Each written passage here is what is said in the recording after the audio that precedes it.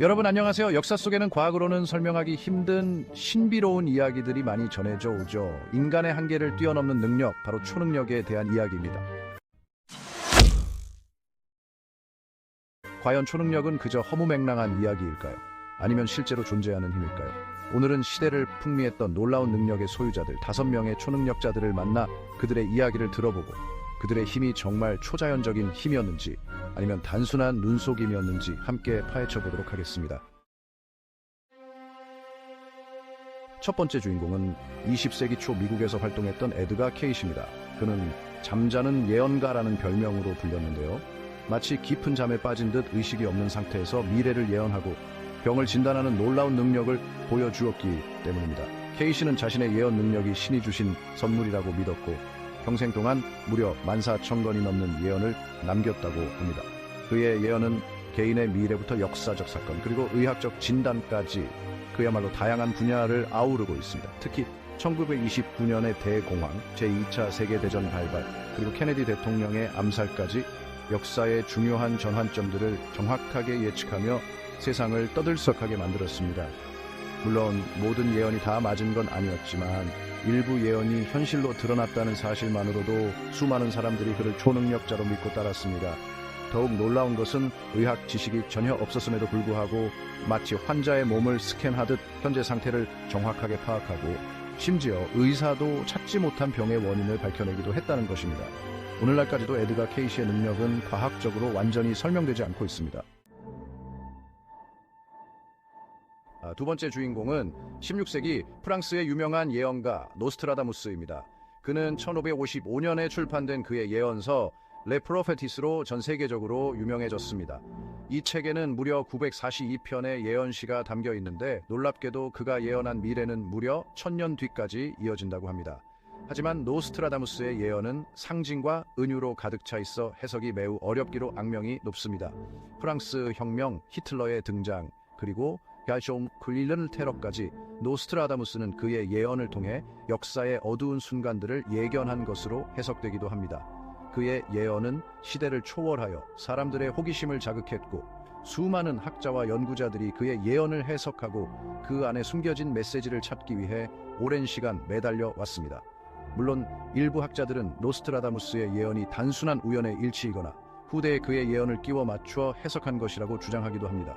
하지만 그의 예언이 가진 신비로운 힘은 여전히 많은 사람들을 매료시키고 있습니다. 세 번째 주인공은 1970년대 전 세계를 강타했던 초능력 열풍의 중심, 바로 유리 갤러입니다. 이스라엘 출신의 이 신비로운 인물은 숟가락 구부리기, 시계반을 멈추기, 마음으로 그림 그리기 등 기존의 상식으로는 도저히 이해할 수 없는 놀라운 능력들을 선보이며 순식간에 세계적인 스타로 떠올랐습니다. 그의 초능력 시연은 수많은 사람들에게 놀라움과 충격을 동시에 안겨주었고 그의 TV쇼는 연일 최고 시청률을 기록하며 전 세계 안방을 사로잡았습니다. 하지만 그의 능력이 교묘한 송이술과 심리적인 속임수에 불과하다고 주장하는 사람들도 많았습니다. 실제로 마술사들은 유리 갤러의 초능력 시연을 그대로 따라하는 모습을 보여주며 그의 능력에 의문을 제기하기도 했습니다.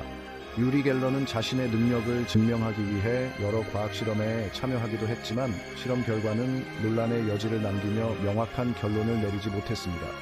그의 능력에 대한 논쟁은 오늘날까지도 계속되고 있으며 그는 여전히 초능력 역사에서 가장 흥미로운 인물 중 하나로 기억되고 있습니다.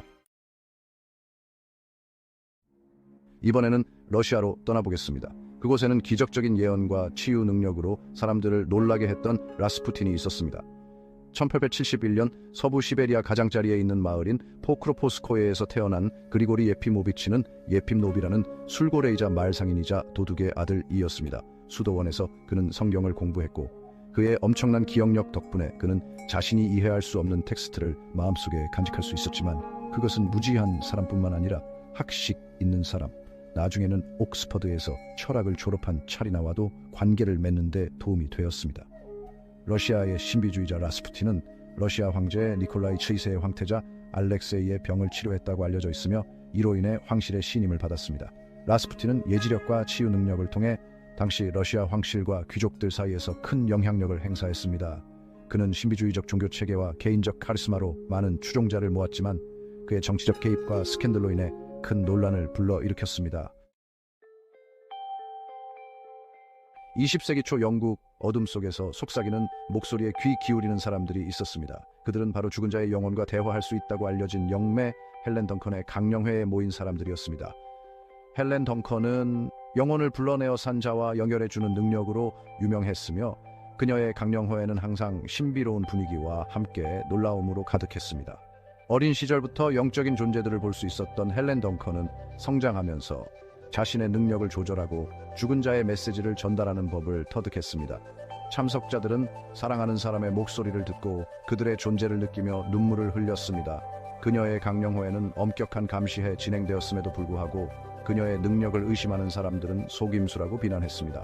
헬렌 덩컨은 자신의 능력이 진짜라고 주장했고 그녀의 강령회에 참석했던 수많은 사람들은 그녀를 통해 진정한 위로와 감동을 받았다고 증언했습니다. 그녀는 2차례의 세계대전을 겪으며 사랑하는 사람을 잃은 슬픔에 잠긴 사람들에게 큰 위로를 주었습니다.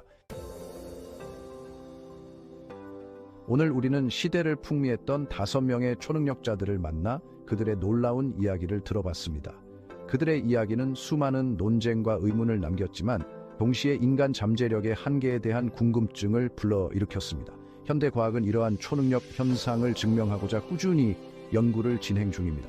뇌의 특정 영역과 초능력의 연관성, 그리고 심리적 요인에 대한 연구는 초능력의 과학적 가능성을 탐구하는 중요한 열쇠가 되고 있습니다. 초능력자들의 이야기는 우리에게 인간 정신의 신비와 한계를 뛰어넘는 가능성에 대한 호기심을 불러일으킵니다. 과연 초능력은 단순한 미스터리로 남을까요? 아니면 과학의 힘으로 언젠가는 밝혀낼 수 있는 미지의 영역일까요? 우리는 앞으로도 이들에 대한 연구와 발견을 통해 새로운 진실에 한 걸음 더 다가설 수 있을 것입니다.